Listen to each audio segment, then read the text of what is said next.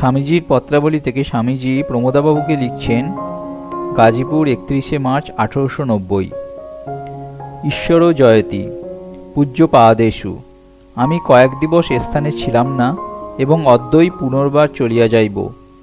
গঙ্গাধর ভায়াকে স্থানে আসিতে লিখিয়াছি।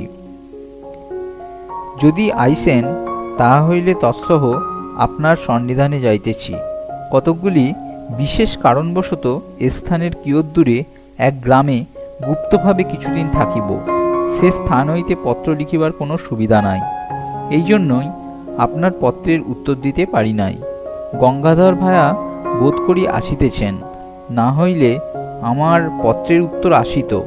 অভেদানন্দ ভায়া কাশীতে প্রিয় ডাক্তারের নিকট আছেন। আরেকটি গুরু ভাই আমার নিকট ছিলেন, তিনি অভেদানন্দের নিকট গিয়াছেন। তাহার পৌঁছানোর সংবাদ পাই নাই। তাহারও শরীর ভালো নহে, তজ্জন্য অত্যন্ত চিন্তিত আছি।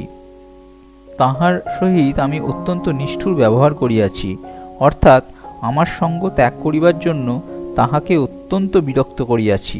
কি করি, আমি বড়ই দুর্বল, বড়ই মায়া সমাচ্ছন্ন। আশীর্বাদ করুন যেন কঠিন হইতে পারি। আমার মানসিক অবস্থা আপনাকে কি বলিব। মনের মধ্যে নরক দিবারাত্রি জ্বলিতেছে। কিছুই হইল না, এ জন্ম বুঝি বিফলে গোলমাল করিয়া গেল। কি করি কিছুই বুঝিতে পারিতেছি না। বাবাজি মিষ্ট মিষ্ট বুলি বলেন আর আটকাইয়া রাখেন। আপনাকে কি বলিব, আমি আপনার চরণে শত শত অপরাধ করিতেছি। অন্তর্যাতনায় ক্ষিপ্ত ব্যক্তির কৃত বলিয়া সে সকল মার্জনা করিবেন। অভেদানন্দের রক্তমাশয় হইয়াছে। কৃপা করিয়া যদি তাহার তত্ত্ব লন এবং যিনি স্থান হইতে গিয়াছেন তাহার সঙ্গে যদি মঠে ফিরিয়া যাইতে চান, পাঠাইয়া দিলে বিশেষ অনুগৃহীত হইব। আমার গুরুভ্রাতারা আমাকে অতি নির্দয় এবং স্বার্থপর বোধ করিতেছেন।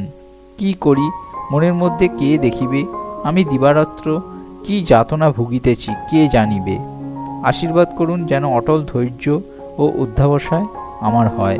আমার শতকোটি প্রণাম জানিবেন। দাস নরেন্দ্র।